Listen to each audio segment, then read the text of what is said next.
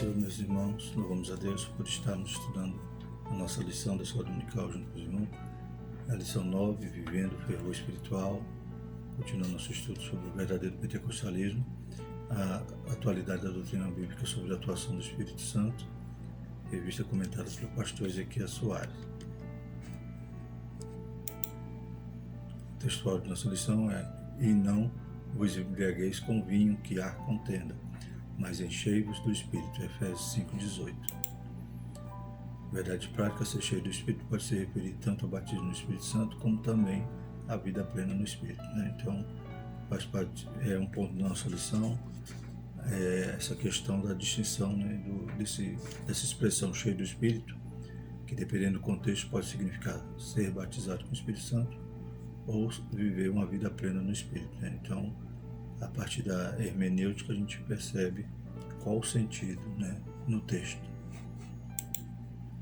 A leitura diária na segunda, Atos 4, 7 a 9, cheio do Espírito para testemunhar de Jesus. Terça, Atos 4, 31, cheio do Espírito como resultado da oração.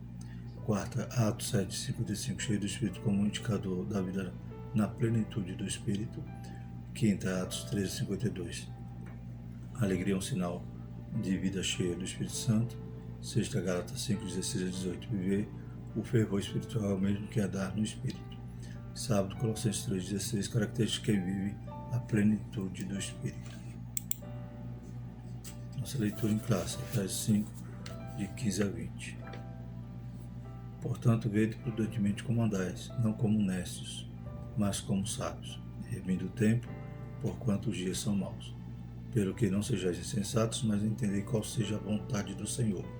E não vos embriagueis com vinho em que há contenda, mas enchei-vos do Espírito, falando entre vós com salmos e hinos e cânticos espirituais, cantando e salmodiando ao Senhor no vosso coração, dando sempre graças por tudo a nosso Deus e Pai, em nome do nosso Senhor Jesus Cristo. O objetivo geral de nossa lição é mostrar a necessidade de se viver o fervor espiritual. O objetivo específico, nós estaremos extraindo de cada ponto, cada tópico, destacar a importância da devoção na vida do crente pela palavra e oração, enfatizar a importância de manter-se cheio do Espírito e prevenir a respeito da frieza espiritual. No Interagindo com o Professor, extraímos o seguinte: a frieza espiritual paralisa as pessoas. Ela revela-se na ausência da observância de disciplinas devocionais comuns a todo cristão. Então, o oposto a uma vida fervorosa, uma vida cheia do Espírito, é a frieza. Então, no Interagindo aqui com o professor, vai dizer, paralisa as pessoas, né?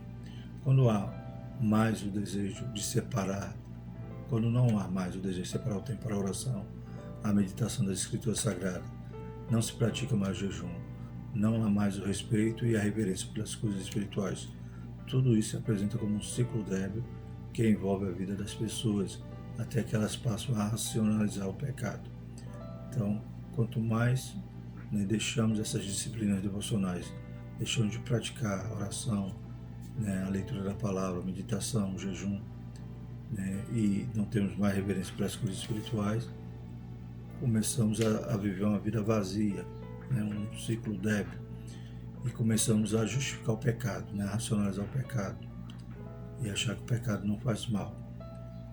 A lógica espiritual é muito simples. Se há fervor espiritual, há desejo pelas coisas de Deus. Se há frieza espiritual, há desejo e supervalorização pelas coisas carnais. Então, aquele que está mais alimentado, né, é o que vence a luta, né, a guerra, né? Então, se alimentamos mais do Espírito, somos fortes. Jesus disse, né, vigiai e orai, né? Porque a carne, ela é fraca, né? O Espírito está pronto, mas a carne é fraca. Então, precisamos alimentar esse Espírito, viver uma vida, né, na plenitude do Espírito, cheio do Espírito Santo. Como diz também lá em Gálatas, né, 5,16, digo, porém, andai em Espírito e não cumprireis a concupiscência da carne. A introdução da nossa lição diz: a expressão todos foram cheios do Espírito Santo, em Atos 2,4, quer dizer que todos foram batizados no Espírito Santo. Isso já estudamos na lição 13, mas nela aprendemos igualmente que cheio do Espírito indica também viver a plenitude ou fervor do Espírito. Né? Então o autor enfatiza essa questão porque alguns opositores do pentecostalismo vão dizer que em Atos 2,4, né, eles foram só cheios do Espírito. Né? Então, esse cheio do Espírito foi uma expressão, uma metáfora usada para, né, se referir ao batismo, porque logo em seguida eles começaram a falar em outras línguas. E vemos que em Atos, quando vai falar do batismo, usa-se vários termos, né? Várias simbologias, tais como caiu sobre ele o Espírito, né? O Espírito veio sobre eles, e cheio do Espírito também. É uma das expressões usadas em Atos que representa o batismo no Espírito Santo. Basta, né, analisarmos à luz do contexto. Também o autor vai demonstrar que cheio do Espírito também significa viver a plenitude do Espírito, viver o fervor do Espírito, como em outras passagens, como em Efésios, né, que lemos aqui no nosso textual. Então, estaremos distinguindo esses dois sentidos dessa expressão. O primeiro tópico diz a importância da devoção pela palavra de oração. Então, vimos que temos que alimentar, né, o Espírito, temos que viver uma vida devocional, disciplinada, né, buscando as coisas do alto, pensando nas coisas do alto. E o primeiro tópico vai falar, então, de duas disciplinas devocionais que nós devemos estar, né, constante, devemos estar, né, sempre praticando, que é a oração e a palavra, né? Como nós estudamos na lição passada, o pentecostal clássico, né, ele é apegado à palavra. É claro que hoje em dia muitos crentes têm deixado essa prática, mas quando estudamos o verdadeiro pentecostalismo é nesse sentido, de, né, enfatizar nossas raízes, ver, né, qual foi a causa dessa igreja ter crescido tanto, né, com homens muitas das vezes leigos, mas cheios do Espírito, né, que amavam a palavra. Então percebemos que quando estudamos o pentecostalismo, o verdadeiro, é para distinguir do falso. E é também para nós resgatarmos essa prática, ou seja, resgatarmos, né, como os nossos pais, né, como a igreja surgiu, como a igreja cresceu, baseado, né, nesses princípios da palavra, né, nesses princípios de crer, né, na ação do Espírito Santo, de crer nessas promessas, estar sempre buscando, né, pedindo, e Deus sempre está pronto para nos abençoar, para nos, né, revestir de poder, para podermos ser suas testemunhas. Então, todo esse desejo de, né, receber do alto a virtude, e essa característica dos nossos irmãos que iniciaram esse trabalho, fizeram da nossa igreja a maior igreja pentecostal. Então percebemos que nós precisamos voltar, né? Como diz lá em Apocalipse, lembra-te de onde caiu, né? Volta a praticar as primeiras coisas, volta ao primeiro amor. Amém? Então o sentido desse estudo, desse trimestre, não é outro. Não é querer dizer que nós somos melhores que as outras denominações, mas é perceber como, né, foi simples e precioso o nosso início, e nós não podemos abandoná-lo. Devoção, né? Primeiro subtópico. A nossa ideia de devoção é de apego, dedicação e zelo, como nosso apreço pela oração, o amor pela palavra e o apego ao jejum. Então, devemos ter essa devoção, né? Esse apego, esse desejo, né? O salmista disse que a alma dele tinha sede de Deus, que nossa alma também tem a sede de Deus, e esses são as vias, né, que se aproximamos de Deus e somos cheios do Espírito. Em Mateus 26:41 vai dizer: vigiai e orai para que não entreis em tentação. Na verdade, o Espírito está pronto, mas a carne é fraca, né? Então a oração é fundamental. Tudo isso é válido, espiritualmente salutar para a vida cristã, mas torna-se eficaz quando acompanhada de santificação, de humildade, prudência e sabedoria, né? Então não venhamos também a nos colocar em pedestrais, né? ou achar que somos mais espirituais do que os outros.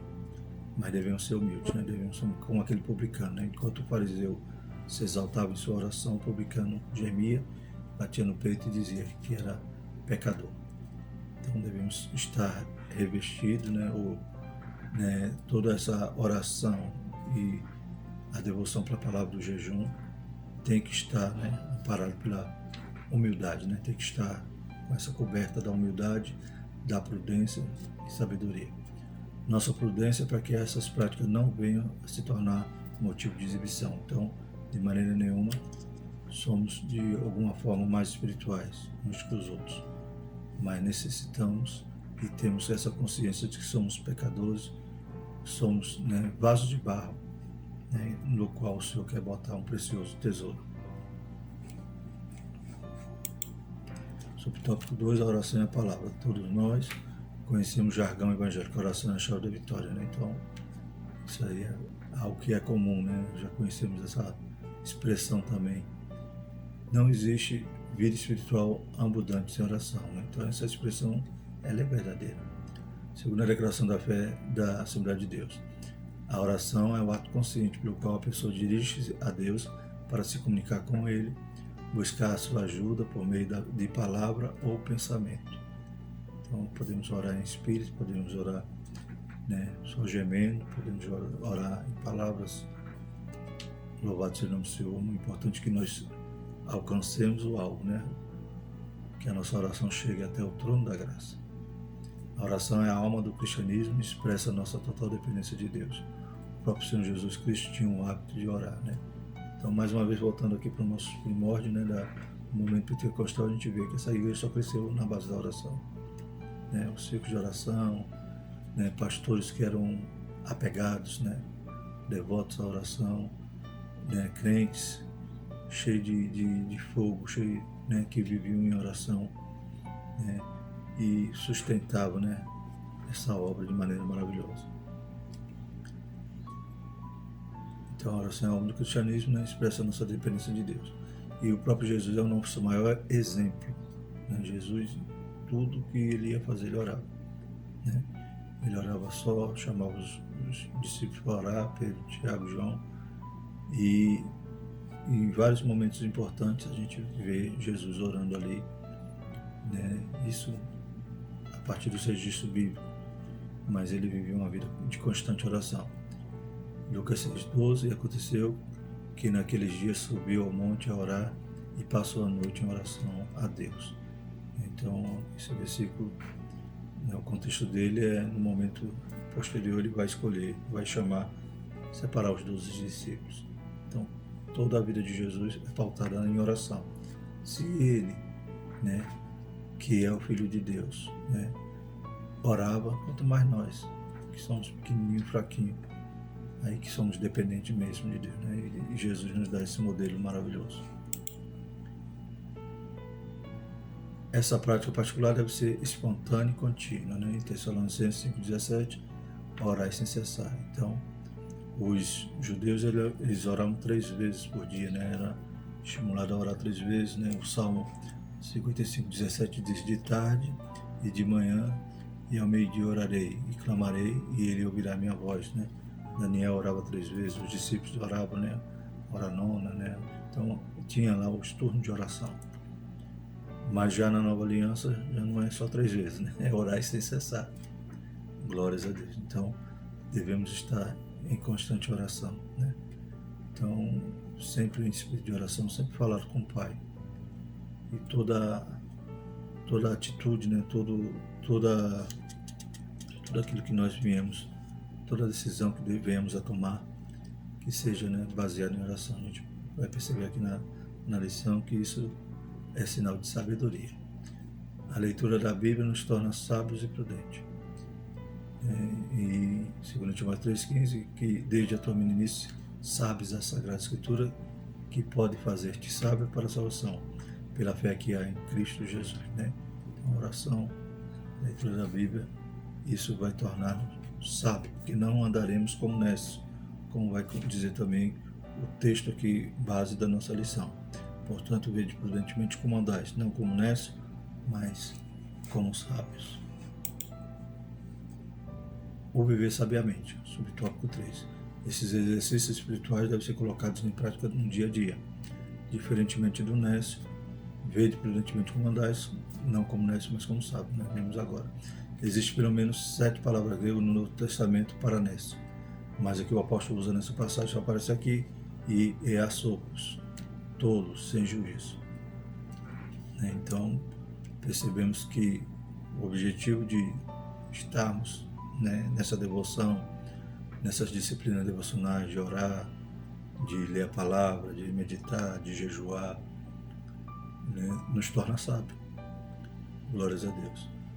Paulo vai usar esse termo grego asofos, né? Se a gente tirar o A, fica sofos. Sofos é sabedoria, né? Lembra de Sofia, né?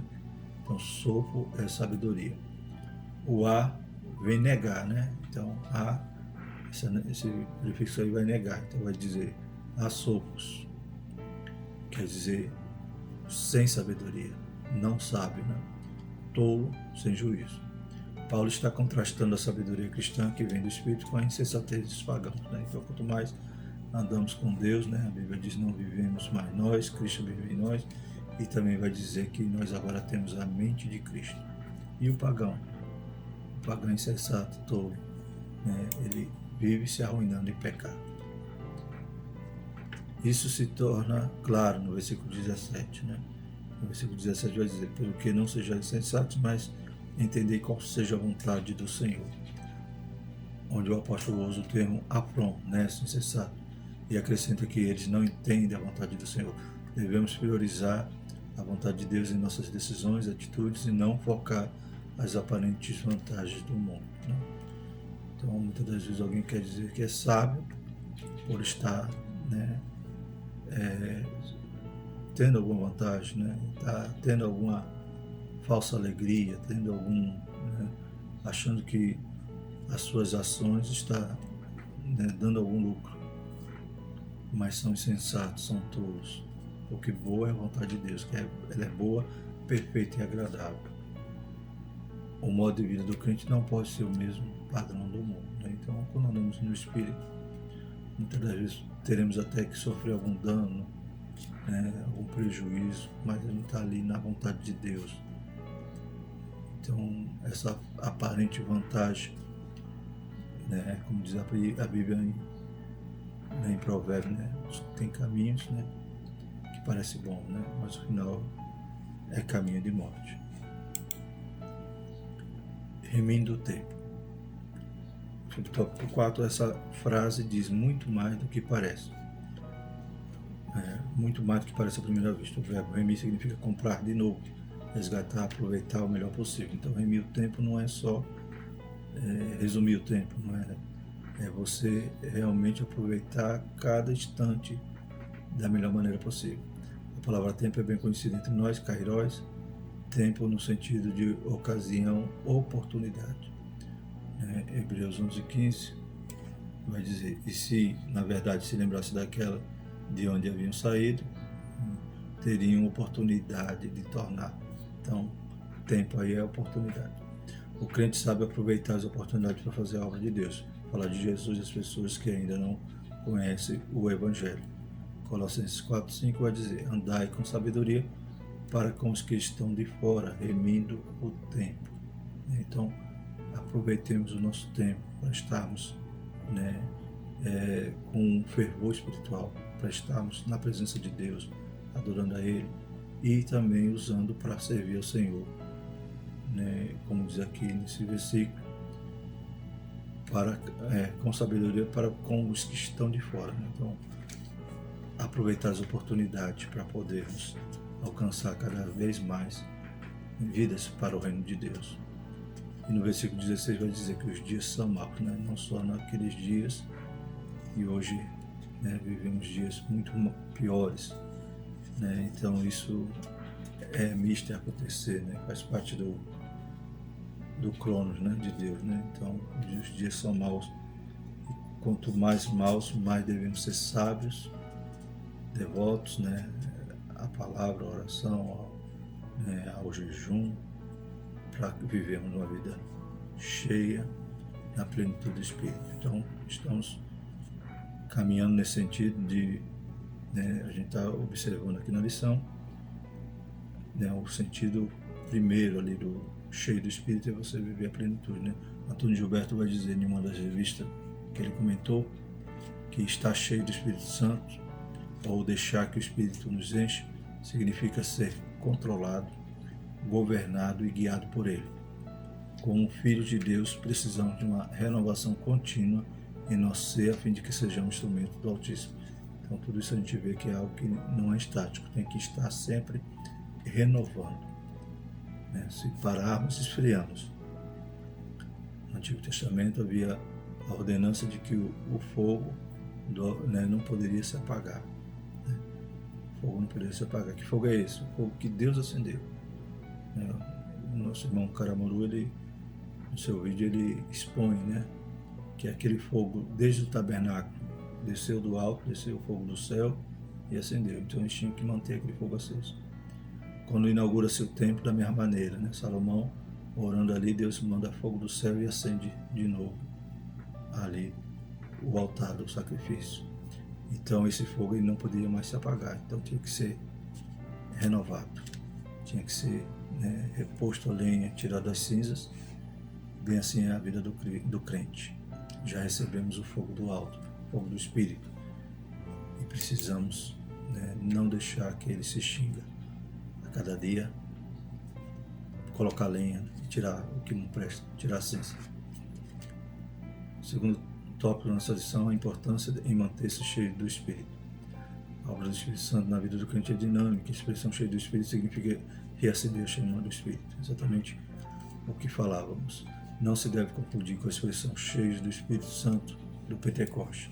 Então, em Atos 2, versículo 4, a gente vai ver que esse termo, baseado no contexto, tem um outro significado, que era o batismo naquela hora. Não podemos confundir, para que alguns opositores vão dizer, não existe batismo, é só ser cheio. Existem as duas situações.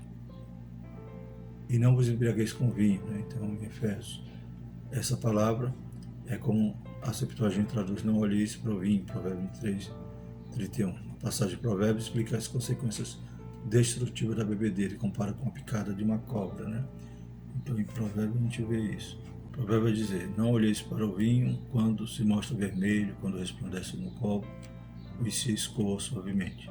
No fim, picará como a cobra e como um basilisco morderá. Então, o provérbio vai dar esse alerta, Parece atraente, mas o final é como uma picada de cobra. A palavra usada para contêiner significa também devassidão, dissolução. Entre esses termos são incompatíveis com a ética cristã, mas é muito comum entre os pagãos que procuram buscar a felicidade nos prazeres mundanos, que resultam sempre em desgraça. Então, não caberia também ao crente ficar arriscando, Aqueles que são hoje diagnosticados como alcoólatras, Começou sempre na primeira dose, Então ele olhou, foi atraído, e quantos hoje buscam desculpa, dizendo não, a Bíblia diz que pode ser usado como remédio. Se você estiver doente, se o médico te receitar. Mas as pessoas começam a usar desculpa para usarem do álcool, dizendo que não faz mal. Só que o final é sempre perigoso. E não condiz com a vida do crente que é cheio do Espírito. Sobre o tópico 2, mais encheios do Espírito. Então, não vos embriagueis, mas encheios do Espírito. Não vos embriagueis com vinho que há contenda, mas encheios do Espírito Santo. Esse contraste, Essa expressão indica renovação, novo conhecimento, ou melhor, novo enchimento do Espírito. Então Pedro, cheio do Espírito Santo, lhe disse, principais do povo, e vós, anciãos de Israel. Atos 4:8. Então Pedro já havia sido batizado e agora está cheio do Espírito. Então é uma condição, viver cheio, viver controlado pelo Espírito, viver abundante na plenitude do Espírito, é uma condição para todo crente, batizado ou não. Mas, além de Pedro ter sido batizado, essa dinâmica do Espírito na vida dele, então ele estava sempre cheio ali do Espírito. A ação do Espírito na vida cristã não é estática, nele somos renovados no nosso dia a dia. Os discípulos já tinham o Espírito antes do Pentecostes, João 20, 22, né? Jesus sopra ali o Espírito sobre ele, e também já eram salvos, Lucas 10, 20, mas não vos alegreis, porque se vos sujeitos os Espíritos, alegrai-vos antes que por estarem os vossos nomes escritos nos céus. Então eles já tinham Espírito, né? Antes de Pentecostes, já eram salvos. Então a gente viu, já estudou que isso foi uma segunda experiência, ou seja, o batismo no Espírito Santo é distinto também da salvação. Todos os crentes de Jesus, pentecostais e não pentecostais, batizados no Espírito Santo e não batizados, têm o Espírito Santo. Então, 1 Coríntios 3,16 vai dizer: não sabeis vós que sois o templo de Deus e que o Espírito de Deus habita em vós? E Gálatas 3,2: só quiseram saber isso de vós. Recebeste o Espírito pelas obras da lei ou pela pregação da fé? Então, o crente aceitou Jesus, o Espírito Santo já vem habitar nele, já vem começar a boa obra, né? Louvado seja o nome do Senhor. Então, nós sabemos que todos podem viver também cheios do Espírito. Então, é algo distinto. Salvação e o batismo. O batismo é para o serviço, mas a salvação é para você poder ir morar no céu. E vemos também que a distinção do cheio do Espírito em Atos, ali no capítulo 2, versículo 4, e em outras passagens. Aí tem que analisar o contexto. O apóstolo se refere à plenitude do Espírito, em cheios do Espírito, que é a característica típica dos pentecostais. Então, todos podem ser cheios do Espírito. E os pentecostais, esses que têm, né, essa característica como mais vibrante em suas vidas. Porque eles estão vivendo ali na dispensação, creio que nós estamos na época, né, no momento que o Espírito Santo, ele está nos conduzindo, ele está dando continuidade à obra de Cristo aqui na terra através do corpo dele, que é a igreja. Então, mas todos podem ser cheios do Espírito, mesmo aqueles que não são batizados. Ser cheio do Espírito, como Antônio Gilberto diz, é ser controlado, né? Romanos 8, versículo 1 vai dizer: portanto, agora nenhuma condenação há para os que estão em Cristo Jesus, que não andam segundo a carne, mas segundo o Espírito. Então, viver cheio do Espírito é andar no Espírito. Como diz lá, nós já lemos também em Gálatas 5,16, digo, porém, andai em Espírito e não cumprireis a concupiscência da carne. Então, todos nós podemos e devemos andar no Espírito e ser cheio dele. Não confundir com batismo no Espírito Santo. Isso já foi estudado na lição 3. Em outras passagens, cheio do Espírito Santo diz respeito ao batismo no Espírito, né? Em Atos 2,4 e 9,17. Mas não é o caso em Efésios 5,18. Então, como é que nós podemos distinguir? Lendo o contexto. Então, todo texto a gente não lê isolado, a gente lê o contexto para tirar o real significado daquela passagem. O batismo no Espírito Santo é uma experiência distinta da conversão. O significado de palavras e expressões bíblicas na Bíblia deve ser entendido e interpretado à luz do contexto. Isso é chamado, faz parte da hermenêutica, né? Então, analisamos o contexto para poder interpretar o texto. Então, não confundir. Ser cheio do Espírito foi usado como uma expressão representando o batismo em Atos, capítulo 2 e 4 e 9 e 17. Em outras passagens da Bíblia, até em Atos, significa viver na plenitude do Espírito. Então, viver um fervor espiritual, como diz no nosso título da lição. Isso todo crente pode viver e deve, né? Sobre o tópico 3, não confundir com o batismo do Espírito Santo. Observe a frase. Então Pedro, cheio do Espírito Santo, lhe disse. Atos 4:8. Então aí já é momento depois do batismo. Já não é, Pedro não foi batizado de novo. Ele agora está se referindo, né, no contexto ali, que ele estava ali controlado pelo Espírito, estava ali, né, cheio do Espírito. Ora, Pedro foi batizado no dia de Pentecostes. Logo a expressão mostra a dinâmica do Espírito na vida do apóstolo.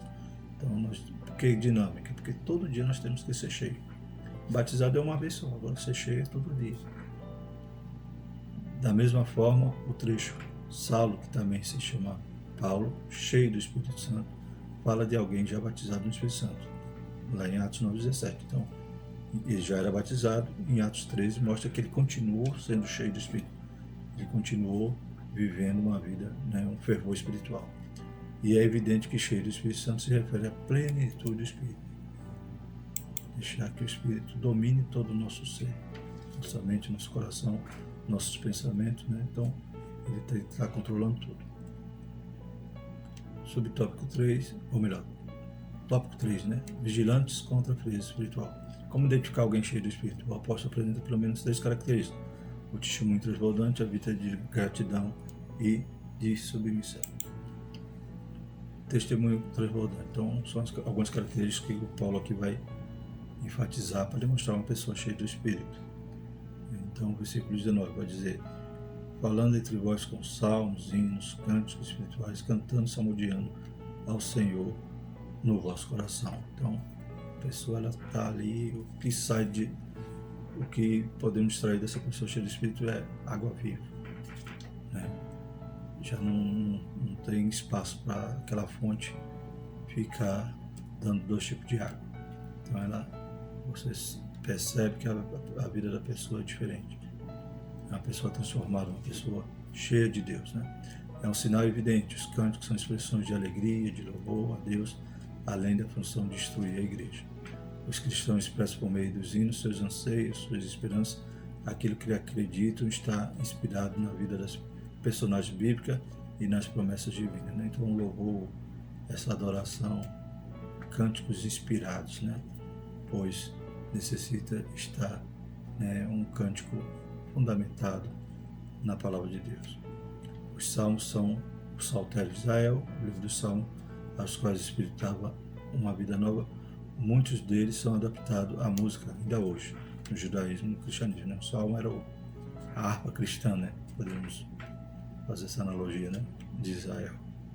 Eles adoravam a Deus com os salmos e muitos deles foram adaptados à música, né? Então era algo apenas expressado de forma melódica, mas nem sempre com instrumentos. Mas hoje já foram adaptados, né? Já tem muitos deles que são cantados, inclusive no cristianismo, né? Também cantamos muitos salmos.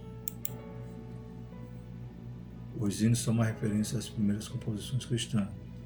Lamentamos o fato de não terem sobrevivido, mas algumas de suas estrofes estão no Novo Testamento. Então, alguns hinos que havia, que Paulo cita aqui, se perderam, né? Mas alguns cânticos estão no Novo Testamento, né? Filipenses 2:5-1 é um exemplo que lemos nessa passagem. De sorte que haja em nós o mesmo sentimento que houve também em Cristo Jesus, que sendo na forma de Deus, não teve por usurpação ser igual a Deus, mas esvaziou-se a si mesmo, tomando a forma de servo, fazendo-se semelhante aos homens, e achando na forma de homem, humilhou-se a si mesmo, sendo obediente até a morte de cruz. Por isso também Deus o exaltou soberanamente e lhe deu um nome que é sobre todo nome, para que ao nome de Jesus se dobre todo joelho, dos que estão nos céus, na terra e debaixo da terra, e toda a língua confesse que Jesus Cristo é o Senhor, para a glória de Deus Pai, né? Então, um cântico, louvado, exaltado seja o nome do Senhor. Os cânticos espirituais, palavras não premeditadas, cantadas no Espírito durante a adoração, são um poderoso meio de edificação que contribui para a glória de Deus. Aqui Paulo está falando de quê? De cânticos em línguas estranhas, né? Cânticos espirituais. A palavra de Cristo habita em vós abundantemente, em toda a sabedoria, ensinando-vos e admoestando-vos uns aos outros com salmos, hinos e cânticos espirituais, cantando ao Senhor com graça em vosso coração. Então, Colossenses 3:16. Outra característica daquele que está cheio do Espírito ele é grato, né? Dá graça em tudo. Essa é a vontade de Deus e deve ser a marca de todos os cristãos. 1 Tessalonicenses 5:18 diz: em tudo dai graça, porque esta é a vontade de Deus em Cristo Jesus para convosco. Ser cheio do Espírito nos leva a uma vida alegre, dando sempre graças por tudo ao nosso Deus e Pai, em nome de nosso Senhor Jesus Cristo. Então a gente já vê também um contraste aí, no sentido de que se quem é cheio de Deus, quem está cheio do Espírito, grato é alegre, o murmurador, né, ele vai na contramão, ele não está cheio de Deus, ele está dando vazão à sua carne, à sua mágoa, ao seu sentimento ali, e esqueceu de deixar o Espírito Santo controlar o seu ser. Há diversas passagens tripartidas, né, no Novo Testamento, então a gente percebe aí no versículo 20, né, dando sempre graças a tudo, a nosso Deus Pai, em nome do nosso Senhor Jesus Cristo. Então, sempre veremos a Trindade, né, sendo citada nesses textos tripartidos, né, Mateus 28:19, 1 Coríntios 12, 4 a 6 e etc. Onde o Espírito Santo aparece com o Pai, com o Filho, e a passagem que estamos analisando é uma delas. O terceiro e último subtópico fala sobre a sujeição. O quebrantamento e a humildade expressam bem a plenitude do Espírito. Então, outra característica de quem é dominado pelo Espírito, né? Ele é sujeito. A submissão é outra consequência de uma vida na plenitude do Espírito, pois o Espírito nos capacita a essa sujeição. É dever cristão se submeter às autoridades constituídas, 1 Pedro 2,13, aos seus superiores, hierárquicos, né? Mesmo sendo maus, diz a Bíblia, né? 1 Pedro 2,18, e essa sujeição deve haver entre os irmãos na igreja. 1 Pedro 5,5 diz: semelhantemente, vós jovens, sede sujeitos aos anciões e sede todos sujeitos uns aos outros, e revesti-vos de humildade, porque Deus resiste aos soberbos, mas dá graça aos humildes. Então, ser sujeito é uma característica do humilde e a característica daquele que o Espírito Santo preenche, né? Ser cheio do Espírito Santo nos dá essa condição de alegria, de paz, né? de não viver conforme a nossa concupiscência, né? Como diz lá em Gálatas 5,16, né? Da Espírito não cumprireis a concupiscência da carne. E por último, nos deixa essa condição também, né? O Espírito Santo, ele nos dá essa capacidade de sermos submissos, sujeitos uns aos outros, ser humilde, né? Considerar os outros superiores. Glórias a Deus. Alguém pode dizer é fraco, mas isso faz parte, né, da expressão do Espírito, e no Espírito, como somos cheios do Espírito, geramos o fruto do Espírito, como já estudamos na lição passada. Concluindo, o significado de encher do Espírito é ter uma vida cristã na plenitude do Espírito Santo. Então a gente já viu as consequências agora nesse último tópico, mas vimos lá no primeiro tópico que nós devemos ter uma disciplina devocional. Orar, buscar o Senhor, jejuar, meditar na sua palavra, frequentar os cultos. A gente tem que alimentar o nosso espírito, né? Glórias a Deus, para podermos viver uma vida cheia do Espírito Santo, resgatando, né, a forma como essa igreja surgiu, o movimento pentecostal, no que eles criam, na forma como eles viviam, de forma simples, mas poderosa. Isso envolve todos os aspectos da nossa vida, desde os cultos até o lar, desde o lar até o trabalho e a sociedade. Por meio desse testemunho é possível observar quem é cheio do Espírito, né? Então, no lar, no trabalho, na sociedade, né? Essa simplicidade de deixar o Espírito Santo tomar conta do nosso ser gera efeitos maravilhosos, né? A gente lembra dos nossos irmãos no passado, né, que eles não tinham receio de orar para o enfermo, eles criam que Jesus cura. Como a gente vai estar estudando na próxima lição, eles criam no poder de Deus, né, na virtude que vinha do alto, né? E hoje a igreja tem caído, né, na frieza espiritual. Que essa lição possa nos mover, nos sacudir e desejarmos voltar ao primeiro amor. Graças a Deus, na próxima lição, lição 10, o Senhor Jesus cura hoje. Então, sempre, né, essa ponte, né, de uma lição para a outra, nos demonstrando como é o verdadeiro pentecostalismo. Amém? Vamos orar e agradecer ao Senhor. Maravilhoso Deus, obrigado por mais um momento, Pai, que estudamos a Tua Palavra. Que o Senhor possa, Pai, revigorar cada cristão. Aviva, Senhor Jesus, a Tua obra, Pai. Deus Santo, que tenhamos sede de Ti e venhamos buscar mais e mais o Senhor, para que o nosso Espírito possa, Pai, estar pronto. Deus Santo, Deus poderoso, visita a Tua igreja, visita as classes da escola dominical, todo o corpo, Pai, de obreiros que estão envolvidos nesse trabalho, nesse ministério precioso. Deus de poder, Deus de glória, nos ajuda, nos livra de todo mal. Em nome de Jesus. Amém. Aleluia. Que a graça do nosso Senhor Jesus Cristo, o amor de Deus e a consolação do Espírito Santo permaneça sobre todos, hoje e para sempre. Amém.